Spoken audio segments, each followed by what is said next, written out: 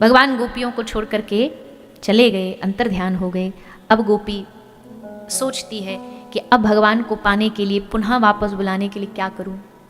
भगवान को अपने पास बुलाने का सबसे अच्छा रास्ता क्या है? प्रेम। राधा रानी को, तो एक ही है, चलो चलो राधा रानी को बुलाने के लिए बताओ क्या चाहिए?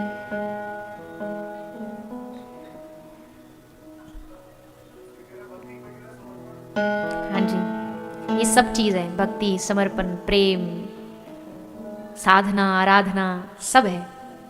पर अगर यहाँ इस गोपी गीत, गोपियों के भाव का सहारा लो, सबसे जल्दी भगवान किस चीज से रीझते हैं? भगवान सबसे जल्दी रीझते हैं हमारी आंखों के अश्रुओं से। अश्रुओं से भगवान कहते हैं मैं उसमें डूब जाता हूं। ब्रज की भक्ति अश्रुओं की भक्ति है। ब्रज की भक्ति ध्यान की नहीं है, आंख बंद करने की नहीं है। ब्रज की भक्ति है रो के भगवान को पुकारने की। ऐसे ही पुकारने से भगवान ने थोड़ा सा इधर उधर भी इग्नोर कर सकते, बोले ठीक है चले जाएंगे, क्या हो गया, बुलाई तो रहा, चले जाएंगे जब मन करेगा। लेकिन जब रो रो के भक्त पुकारता है ना, तो ठाकुर जी कहते हैं अब एक क्षण नहीं रुक सकता। क्यों? क्योंकि ये मेरा भक्त, मेरा प्रेमी मेरे लिए दिन रात रो रहा है। ब्रज में जितने साधु रसिक जन आए, सब ने रो रो के भगवान को पुकारा, रो रो के श्री जी को पुकारा। कई महात्मा तो इतना रोए कि वो आंखों से अंधे हो गए, इतना। तो आज रुरुदुहु सुस्वरम राजन, गोपी रोती हुई, सुस्वर से रोती हुई श्री ठाकुर जी को पुकारती है और तब एक गीत गाती है। कोई गीत नाचने का होता है, कोई गीत ठुमका लगाने का होता है, कोई गीत प्रदर्शन का होता है। किसी गीत को सुन के वाह निकलती है, पर कई गीत ऐसे होते हैं जिनको सुन के आह निकलती है। और वो आह वाले जो गीत होते हैं ना, दिल तक जाते हैं। गोपी ने इस गीत को गा के रो के भगवान को पुकारा। ऐसा दिव्य अद्भुत प्रेम का ही एक स्वरूप है गोपी गीत। और गोपी गीत गाते हुए गोपी भगवान को पुकारती है। सब अपने हृदय में श्री ठाकुर जी का ध्यान करो, मन में भाव लाओ। कोई ऐसा समझ रहा हो, अच्छा कहानी ये चल रही है कि गोपी को छोड़ के श्री कृष्ण चले गए, गोपी से दूर हो गए, इसलिए गोपी पुकार रही है। पर सोचो, क्या यही हालत हमारी भी नहीं है? हम भी ठाकुर जी से जन्मों जन्मों से दूर बिछड़े हुए नहीं है क्या? कितने जन्मों से उनसे दूर हो रखे हैं, युगों से। हमें वो मिल जाए, हमें उनकी प्राप्ति हो जाए, इस भाव के साथ इस गीत को ठाकुर जी के चरणों में निवेदित करें। गोपी कहती है, जयति तेधिकं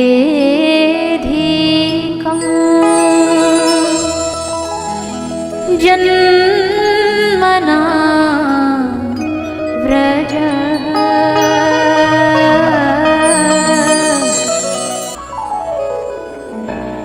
इति गोप्यः प्रगायन्त्य प्रलपन्तश्च चित्रधा रुदुः सुस्वरं राजन् कृष्ण दर्शन लालसा।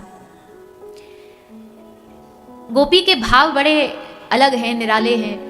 गोपी जानती है प्रियतम के गुणगान में जो सुख मिलता है वो और किसी चीज में नहीं मिलता है। सच्चे प्रेमी को अपने प्रियतम के गुण गाने में बड़ा आनंद आता है। इनकी वाणी इतनी अच्छी है, इनका स्वभाव इतना अच्छा है। अरे बोलते आहा, बोलते तो ऐसे जैसे फूल झड़ रहे हो। मधुरया गिरा वल्गु वाक्यया बुध मनोज्ञया पुष्करेक्षणा विधि करीरिमा वीर मुय्यति रधर सीर्धुना पाय यश्वना। इनके चरण बोले प्रणत देहिनाम पाप कर्षणम तृण चराणुगम श्रीनिकेतनम। इनके चरणों का ध्यान करने से हृदय के सब पाप कलमश दूर हो जाते हैं, सब धुल जाते हैं। जैसे साबुन से सारे दाग धुल जाएं, वैसे प्रभु के चरणों के ध्यान से मन के सारे दाग धुल जाते हैं। इसलिए गोपी कहती है हमने आपके चरणों को अपने हृदय में बसाया है। ले जैसे उनके रूप सुंदर, गुण सुंदर, उतनी सुंदर इनकी कथा है। तब कथामृतम तप्त जीवनम।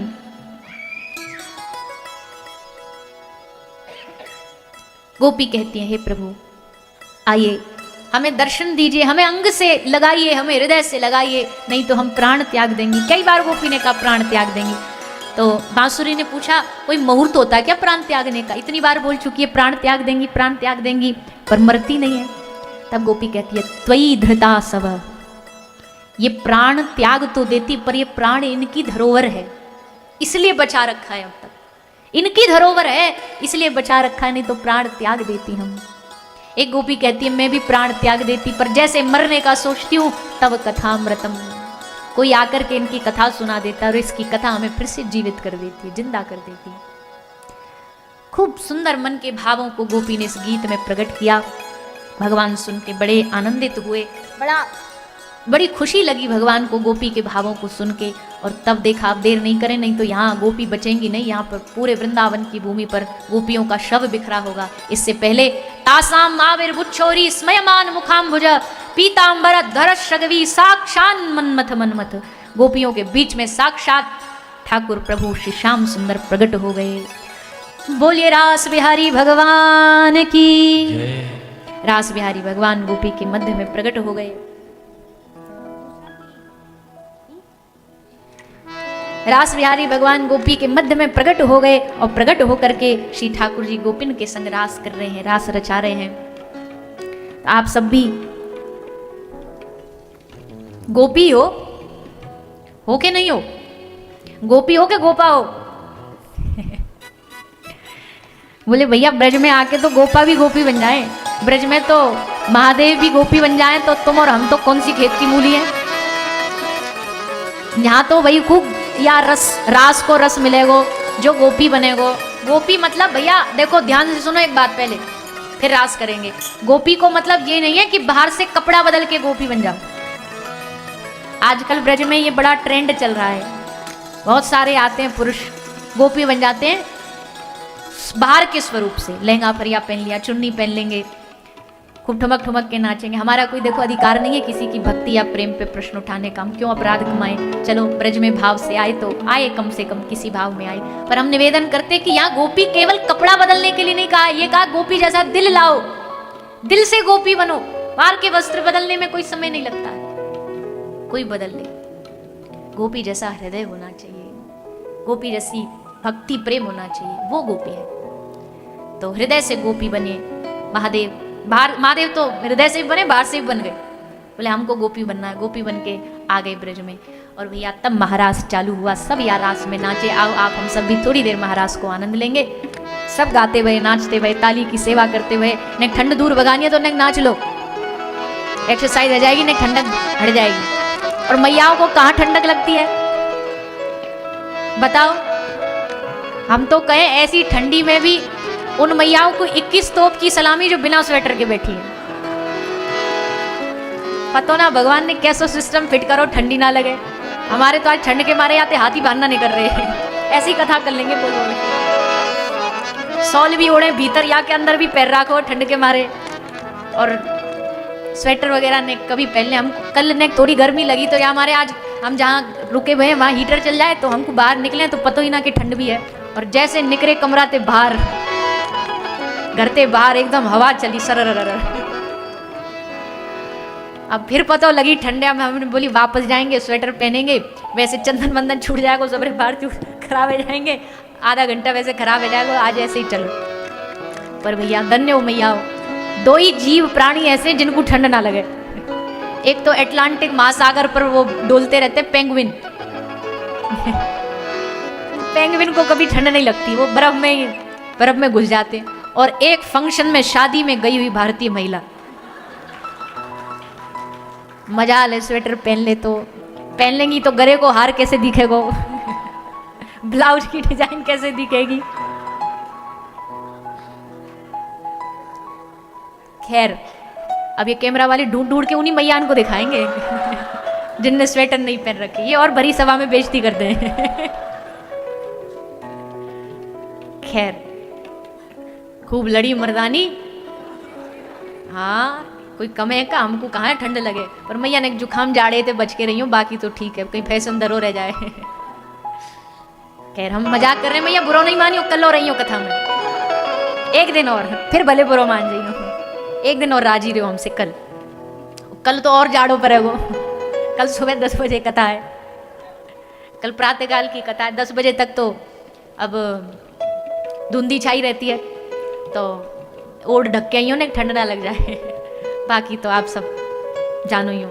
खैर चलो रास में चलो, कहाँ पहुंच गए हम भी पता नहीं। महाराज में सबरी गोपी आई हैं, देखो ये भी ठंडो एकदम, हाथ लगाते ही ठंडो लग रहा है। सबरी गोपी ठाकुर जी के संग रास कर रही है, हम भी थोड़ी देर आनंद लें, भाव से गाते हुए नाचते हुए आनंद लेंगे। ओ गोकुल में देखो, वृंदावन में देखो रे, मुरली बाजे रे, श्याम संग राधा नाचे रे। बोलिए रास बिहारी भगवान की।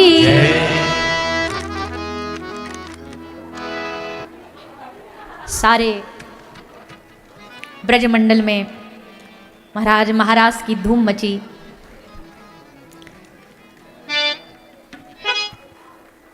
किंतु केवल नाचनो गानो ही रास नहीं है, रास के बहुत सारे भाव हैं, पर एक भाव ये भी है कि नृत्य के द्वारा भगवान ने परम रस में गोपियों को स्नान कराया। गोपियां धन्य हो गई। जन्मों जन्मों की पता नहीं कितने अवतारों के ऋषि महात्मा गोपी बन के पधारे या रास में, क्योंकि और अवतार में तो छूट नहीं ना, माधुर्य भाव तो बस यही कृष्ण अवतार में ही है। तो जितने भी माधुर्य भाव के रसिक भगत थे, साधु जन थे, वैष्णव जन थे, वो सब गोपी बन बन के आए।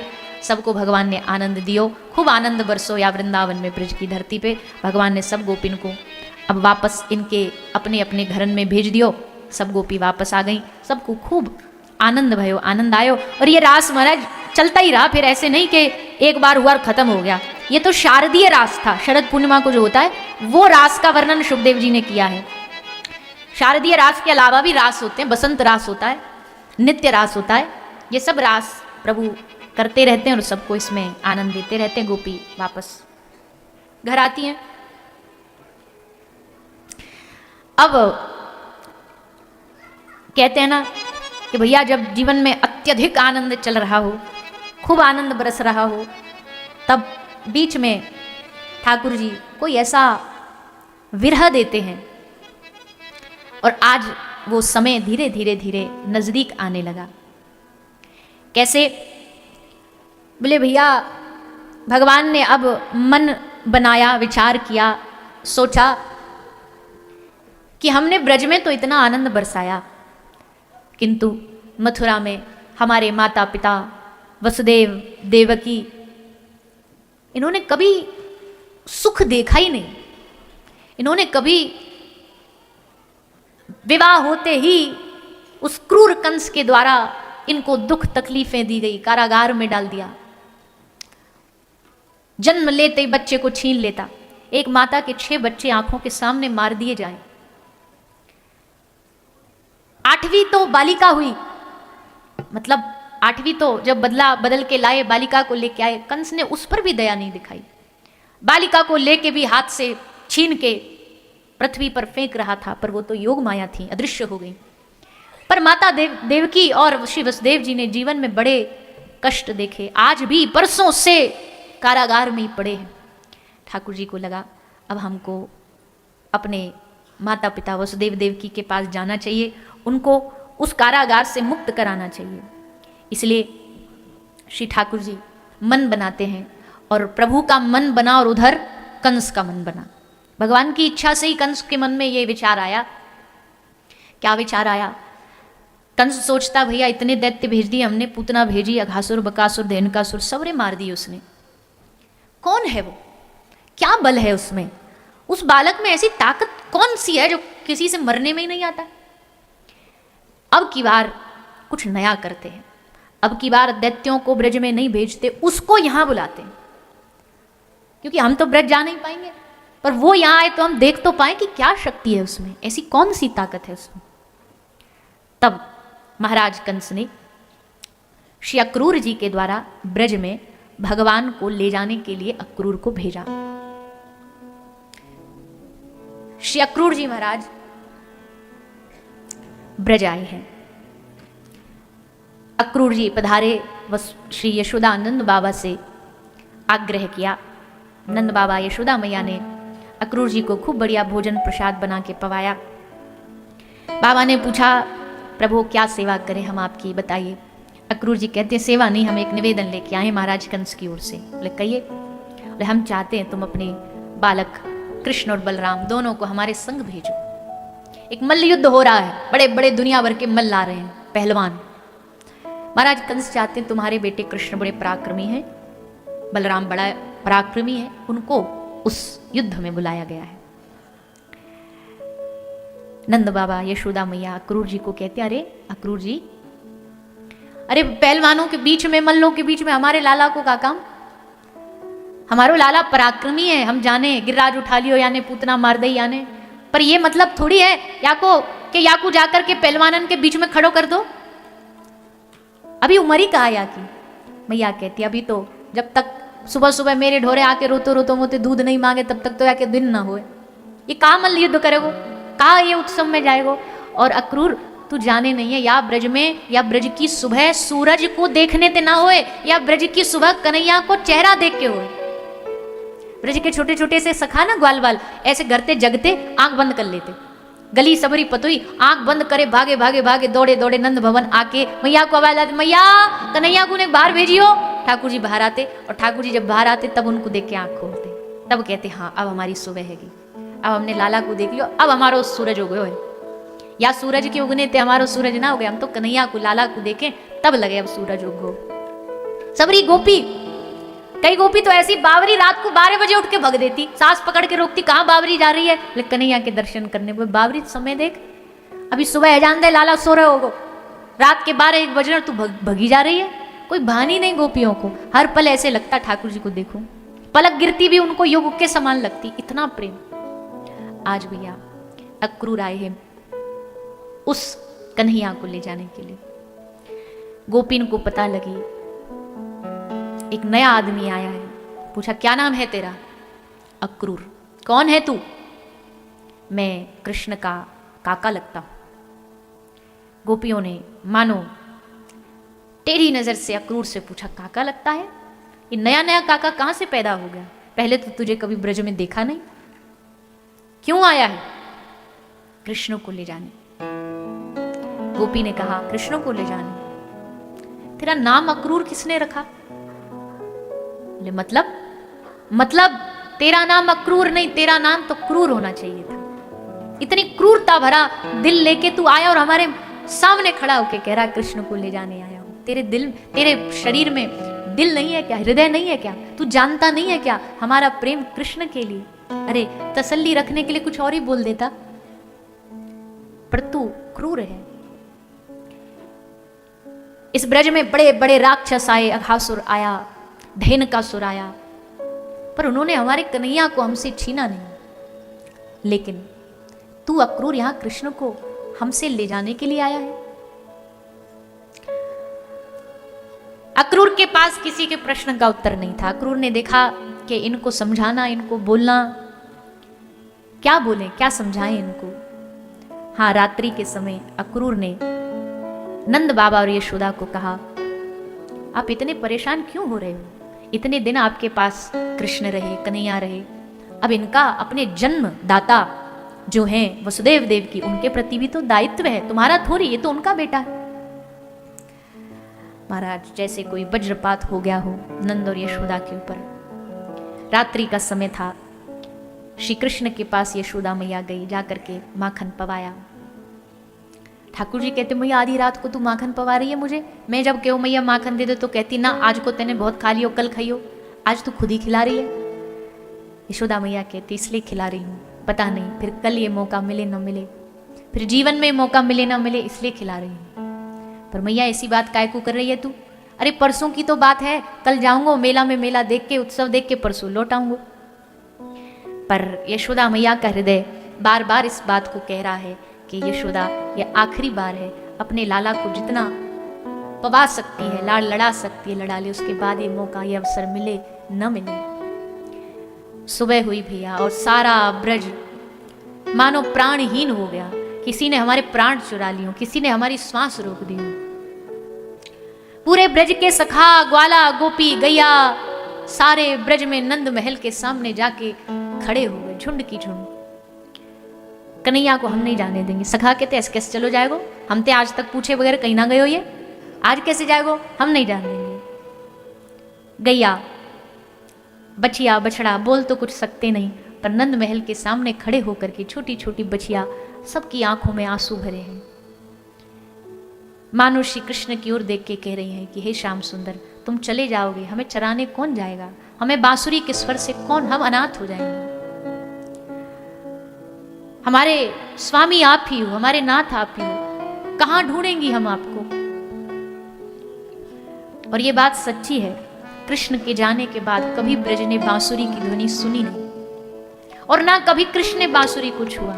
ठाकुर जी ने कभी बांसुरी नहीं छुई ब्रज से जाने के बाद, कभी माखन नहीं खाया ब्रज से जाने के बाद। ये तो सब भैया प्रेम के चिन्ह है, और ये बस प्रेम की धरती पर ही शोभा देते हैं। बाहर निकले कृष्ण बलराम, रथ तैयार हो गया, रथ पर बैठने को ठाकुर जी तैयार हो गए। गोपी भागी भागी आई, अक्रूर से पूछती है, किससे पूछ के ले जा रहा है तू कन्हैया को। अक्रूर ने कहा, मैंने नंद यशोदा से पूछ लिया है। और किससे पूछा? मैंने महाराज कंस से पूछ लिया है, मैंने रोहिणी मैया से पूछ लिया है। गोपी चीख उठी, क्या तूने इस वृंदावन के वृक्षों से पूछा कि कन्हैया के बगैर वो कैसे जिएंगे? क्या तूने इन गैयाओं से पूछा कि इनके बगैर चारा गले से नीचे उतरेगा कि नहीं उतरेगा? तूने हम गोपियों से पूछा, और क्या तूने हमारी श्री राधा रानी से पूछा? उनसे आज्ञा ली कि उनके कृष्ण के बगैर ये पूरा ब्रज अनाथ हो जाएगा। इस ब्रज के पाषाण, इस ब्रज के पत्थरों से तूने पूछा, इस यमुना जी से तूने पूछा, इस ब्रज के पुष्पों से तूने पूछा। हम कृष्ण को नहीं जाने देंगे। सारी ब्रज गोपियां रथ के सामने आके लेट गईं। ठाकुर जी ने सोचा, आज अगर इनको नहीं समझाया तो यहां पूरी गोपियों के शवी शव बिखरे पड़े होंगे। उतरे ठाकुर जी रथ से, गोपियों को जाकर के समझाए, गोपी तुम तो जानती हो मैं कर्तव्यों में बंधा हूं, मेरा धर्म है बेटा होने के नाते कि मैं जाऊं माता पिता को मुक्त कराऊं। गोपी कहती, हम नहीं समझती धर्म और अधर्म क्या है, हम नहीं समझती तुम्हारा कर्तव्य क्या है, तुम्हारी जिम्मेदारियां क्या है। हम बस इतना जानती हो तुम हमारे प्राण हो, और आज हमारा प्राण हमसे दूर जा रहा है। भगवान कहते, गोपी चिंता ना कर, मैं तो यहाँ कण कण में बसा हूं, मैं कहां जाऊंगा इस ब्रज को छोड़ के। खूब सांत्वना जितना भगवान दे सकते थे भगवान ने दिया। रथ चला, यशोदा मैया तो घर में ही मूर्छित होकर गिर पड़ी। गोपी ने जाके मैया को जगाया, मैया उठ, अरे कन्हैया लाला जा रहा है, अगर ये निकल गया चला गया तो फिर पता नहीं कब मिलेगा, एक बार अंत में देख ले। तब मैया उठी, भागी भागती भागती कन्हैया कन्हैया कहती कहती रथ के पीछे भागी जा रही है। ठाकुर जी ने देखा मैया पीछे पीछे भागी आ रही है। अक्रूर को कहा, अक्रूर रुक, और ठाकुर जी रथ से नीचे उतरे, मैया के पास आई। मैया यशोदा हाथ जोड़ करके कन्हैया से बोली, लाला एक बात मैंने कल सुनी, तू भी सुनेगा क्योंकि अब तो बड़ा हो गया है। अक्रूर ने कहा कि तू मेरो लाला ना है, तू देवकी को लाला है, तेने वाके गर्भ ते जन्म लियो है। ये बात तो को पतो तो लग गई होगी, पर लाला ये मत सोचियो कि तू मेरो लाला नहीं हो तो मैंने तो को दिल ते प्रेम ना करो। कहीं तू उखल बंधन की वाली लीला को याद करे कि मुकु रस्सी ते बांध दियो, मुकु क्षमा कर दियो, मैंने कभी डांट लगाई, कभी कान पकड़ो, कभी रस्सी ते बांधो, कभी उखल ते बांधो, मुकु माफ कर दियो। ठाकुर जी मैया के हाथ पकड़ ले, प्यारी मैया तू कैसी बात कह रही है, क्षमा कर दियो। अरे मैया जो प्रेम तेने मोकू दियो वाकू तो मैं 1000 जन्म भी ले लूंगा ना तो तेरे प्रेम के ऋण ते ऋण नहीं होंगे।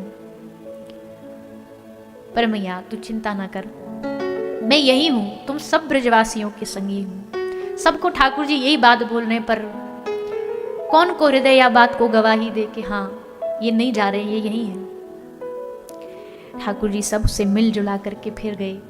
गोपी ने कही, एक बार जाके किशोरी जी से तो आज्ञा ले लो, उनसे तो जाके निवेदन कर दो।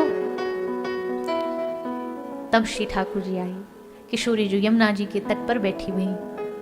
आज पहली बार ठाकुर जी नेत्रों से नेत्र नहीं मिला पा रहे।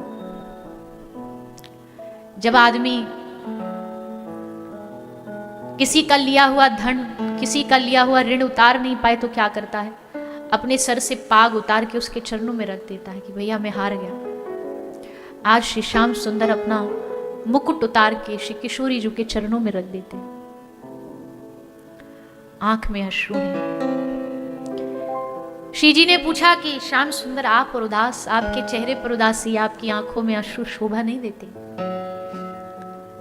क्यों ये दशा बना रखी है? पर आज कौन से शब्द बोलूं जिससे मैं इनको धैर्य दिला सकूं? श्री ठाकुर जी ने हाथ जोड़ के कहा, हे श्री राधे, आज यहां कृष्ण नहीं बैठा, आज यहां एक अपराधी बैठा है। मैं तुम्हारा अपराधी हूं, क्योंकि मैंने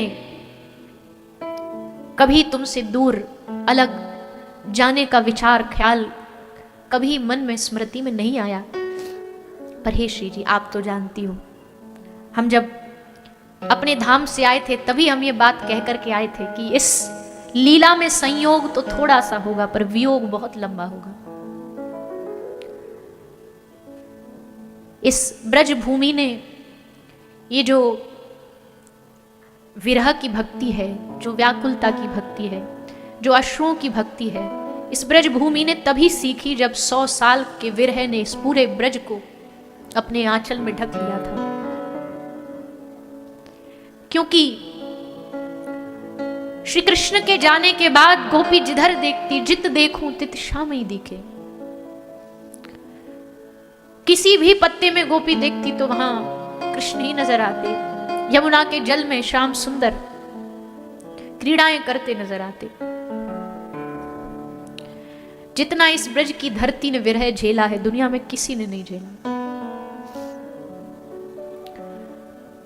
अपनी बांसुरी धरोवर रख के श्री जी के चरणों में चल दिए श्याम सुंदर।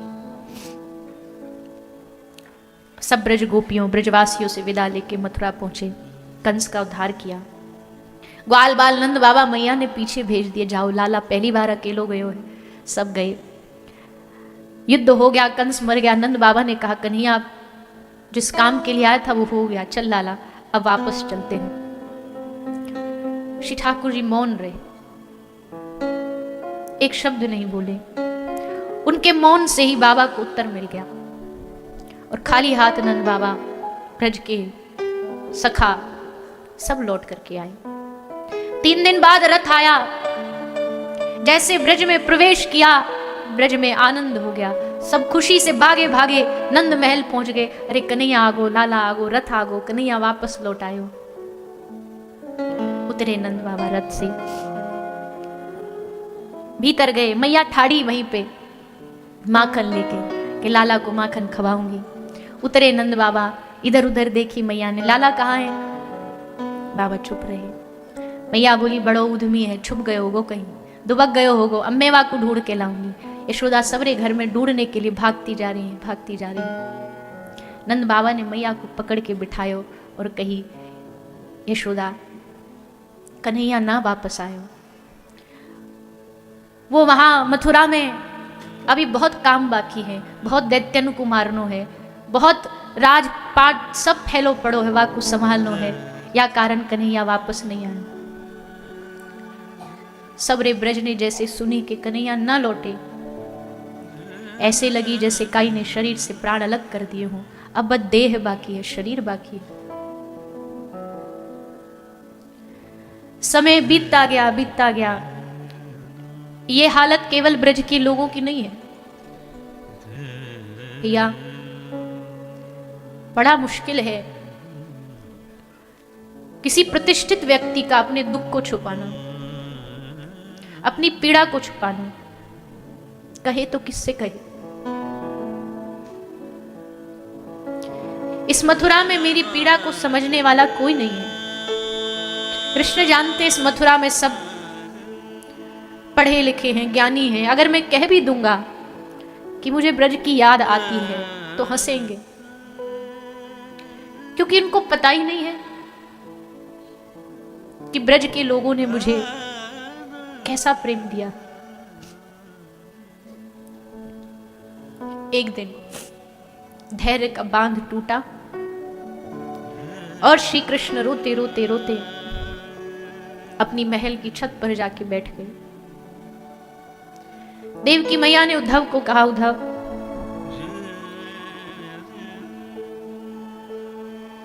मैं एक मां हूं, बालक उदास हो तो मां सबसे पहले समझती है और पूरा जोर लगा देती है कि वो उसको कैसे खुश करूं, उसको कैसे उसकी उदासी को दूर करूं।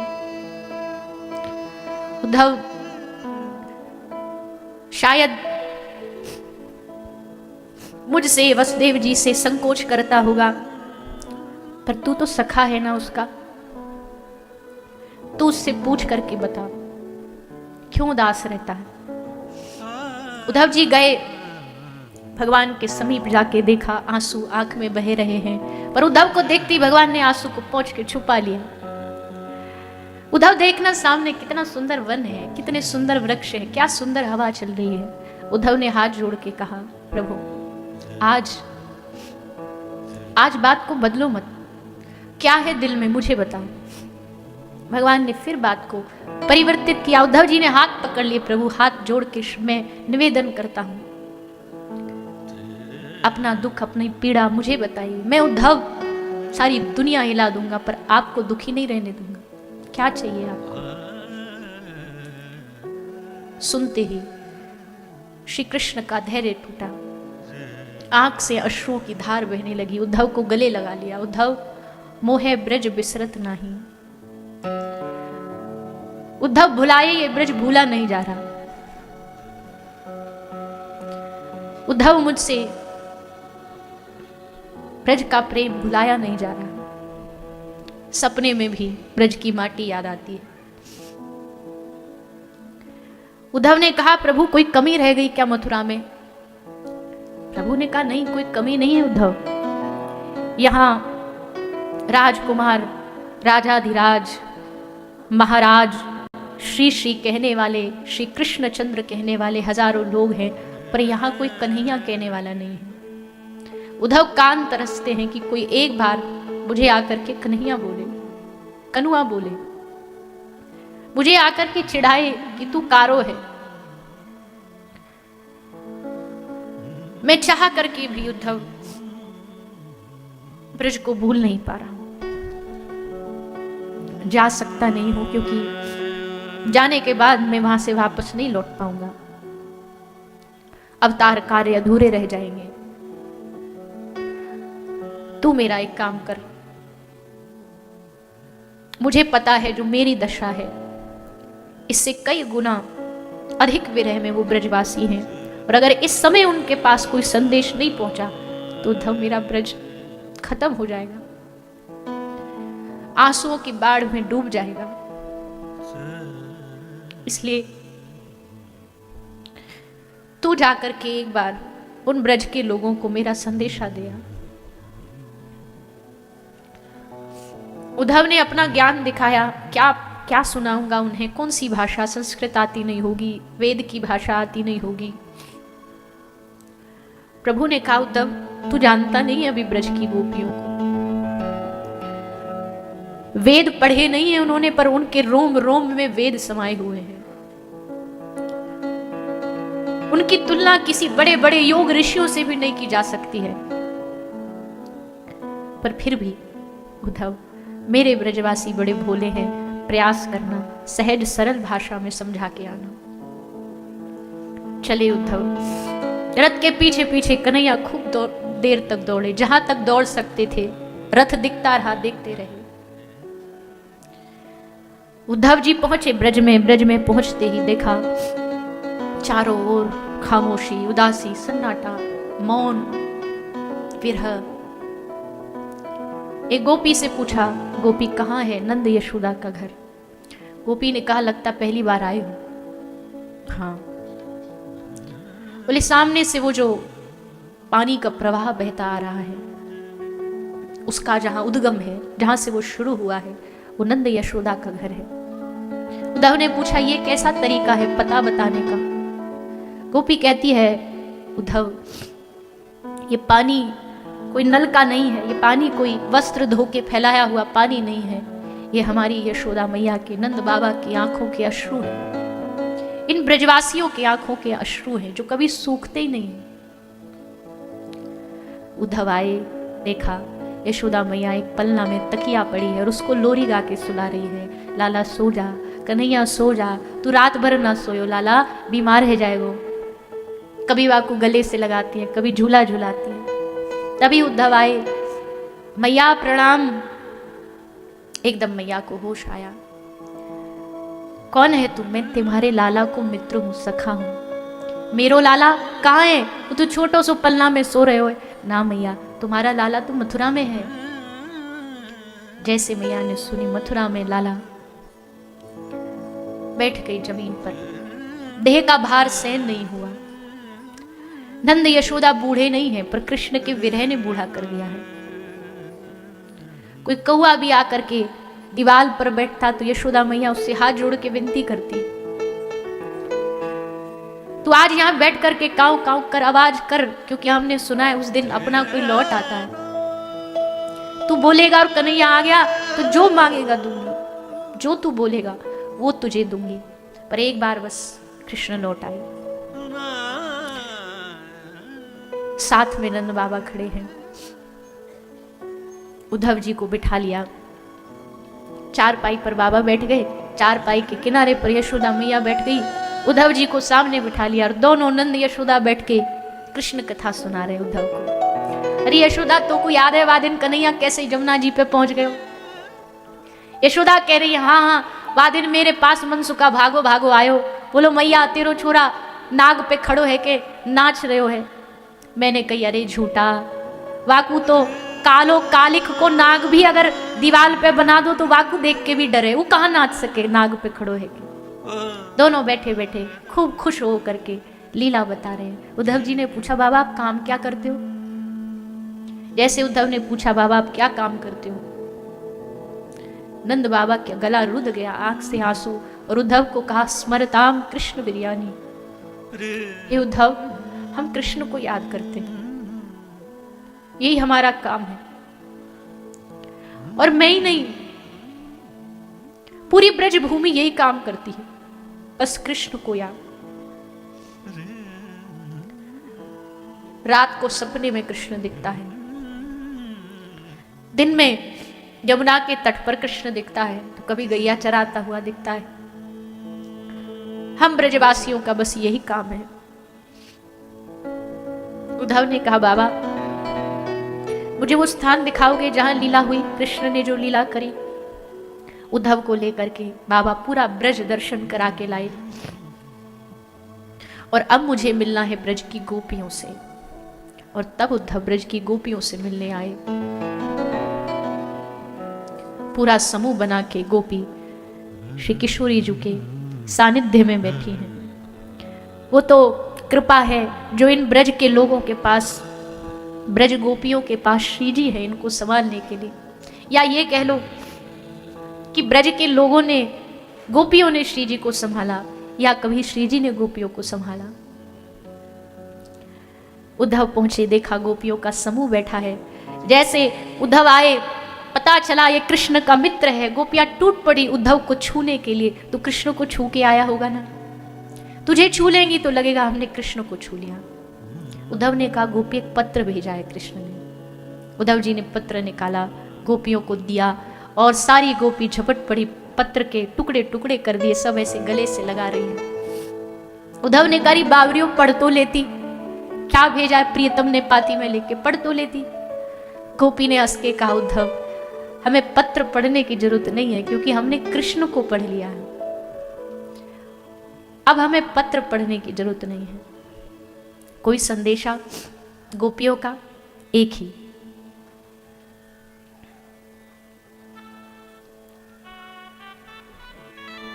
तेरे बगैर सावरिया जिया नहीं जाए, तुम आके बाह पकड़ लो तो कोई बात बने।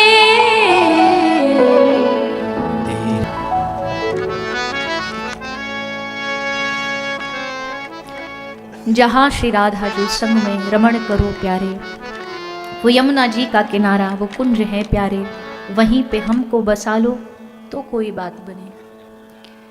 ऐसी ब्रज की धरती पर आकर के उद्धव जी धन्य हो गए। इस ब्रज के भाव को देख करके उद्धव डूब गए इस ब्रज रस में और बार बार श्री किशोरी जी के चरणों में निवेदन करते हैं, स्वामी जी इस ब्रज से अब हमको वापस नहीं लौटाओ, अब हम यहीं रहेंगे, अब इसी ब्रज में रहेंगे, आप कृपा कर दो।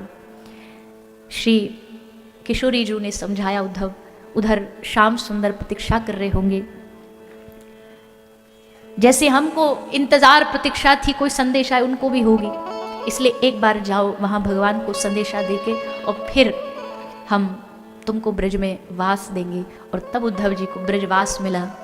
आज भी गिरिराज जी के तलहटी में कुसुम सरोवर पर श्री उद्धव जी लता पता बन करके ब्रज में ही रहते हैं, लौटे नहीं कभी, ब्रज में ही रहे। ऐसा अद्भुत उद्धव और गोपियों का मिलन हुआ। उद्धव जी को प्रेम का रंग चढ़ा और उद्धव जी के हृदय में प्रेम प्रादुर्भाव हुआ श्री किशोरी जी की राधा रानी की कृपा से।